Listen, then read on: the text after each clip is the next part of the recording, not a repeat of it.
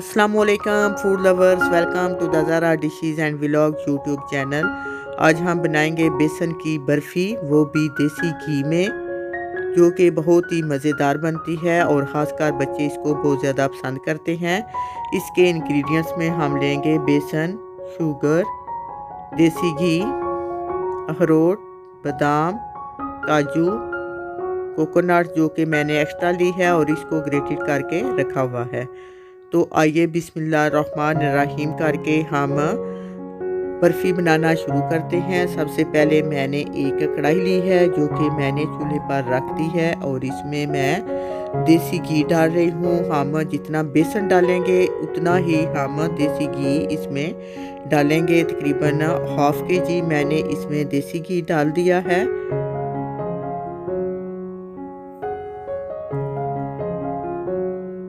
चूल्हे को मैंने ऑन किया है। देसी घी हमारा ये देखिए मेल्ट हो गया है। तो अब हम इसमें बेसन डालेंगे। बेसन जो है वो भी आपने इकट्ठा नहीं डालना, थोड़ा थोड़ा साथ डालते जाना है और साथ साथ चमचे से हिलाते रहना है ताकि ये जमे नहीं, ये जो है घी में अच्छे से मिक्स हो जाए। इसी तरह हम और बेसन जो है वो इसमें डाल लेंगे। ये 2 गिलास जो है वो हाफ़ केजी बेसन बनता है। ये देखें, इसी तरह मैंने थोड़ा थोड़ा डालकर चमचे से साथ हिला दिया है ताकि ये जमे नहीं। चमचा साथ साथ हम सलसल हिलाते रहना है ताकि ये जले नहीं। बेसन जो होता है ये बहुत जल्दी जल जाता है। तो आपने आँच जो है बिल्कुल मीडियम रखनी है और चमचे से साथ साथ हिलाते रहना है, साइडों से भी उतारते रहना है ताकि ये जो है जले नहीं।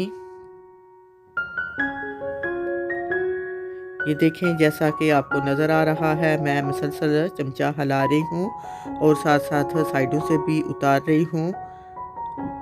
इसका मुश्किल काम सिर्फ ये बेसन जो है इसको फ्राई करना है। इसको फ्राई करने में जो टाइम लगेगा आप समझें कि वही टाइम आपको ये बेसन की बर्फ़ी बनाने में लगेगा। तकरीबन 20 से 25 मिनट तक आपने इसको भूनना है।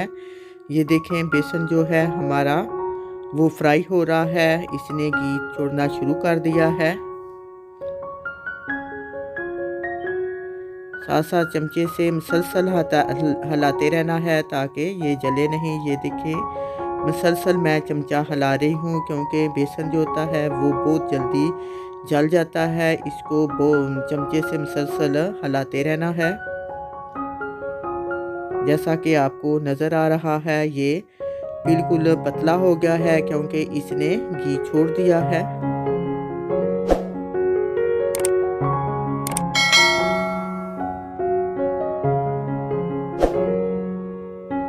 ये देखें, बेसन जो है माशाल्लाह हमारा बहुत ज़बरदस्त जो है वो भून रहा है और इसका कलर भी आपको नज़र आ रहा है, अब चेंज हो गया है।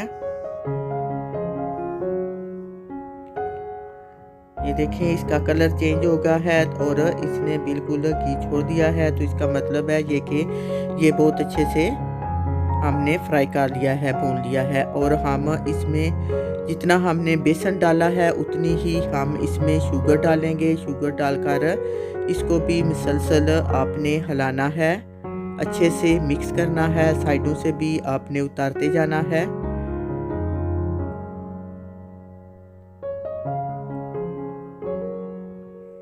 पहले मैंने 1 गिलास जो है वो शुगर डाली है और 1 गिलास मोर डाली है क्योंकि मैंने 2 गिलास ही इसमें बेसन डाला था। ये देखें, अच्छे से इसको हिलाना है ताकि ये अच्छे से मिक्स हो जाए। बस ये 2 से 3 मिनट में ये बिल्कुल इसके अंदर मिक्स हो जाएगी शुगर। ये देखें, शुगर हमारी अच्छे से मिक्स हो गई है। बेसन हमारा जो है वो इकट्ठा होना शुरू हो गया है।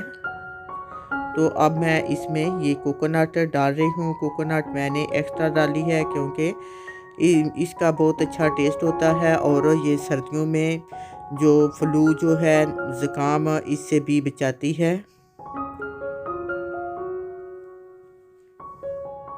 और इसी तरह बाकी ड्राई फ्रूट जो हैं वो भी मैंने ग्राइंड करके इसमें डाल दिए हैं।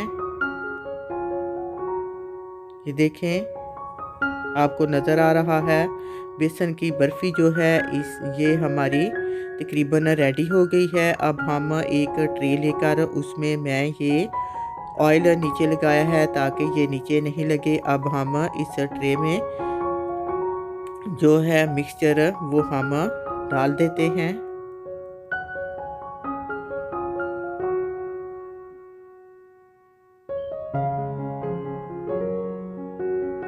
ये देखें, ये सारा मैंने इसमें डाल दिया है और ऊपर से इसको प्रेस कर देना है।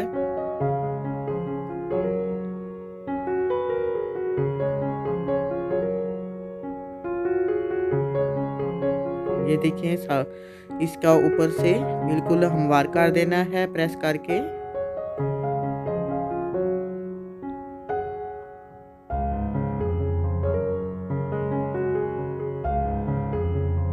ये देखिए, इस तरह इसको प्रेस करके ऊपर से हम तकरीबन 1 से 2 घंटे के लिए छोड़ देंगे ताकि ये ठंडा हो जाए। जब ये ठंडा हो जाएगा तो फिर हम इसकी टुकड़ियाँ काटेंगे। ये देखें, तकरीबन इसको 1 घंटा हो गया है, तो अब हम इसकी टुकड़ियाँ काट लेते हैं। टुकड़ियाँ आप अपने जिस शेप की आप चाहें आप काट सकते हैं।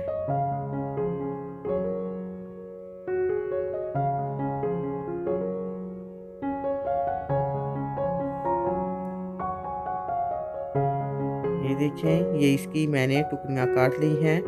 तो अब हम एक पेपर लेकर इसके ऊपर इसको की टुकड़ियाँ जो हैं वो निकाल लेते हैं। ये देखें,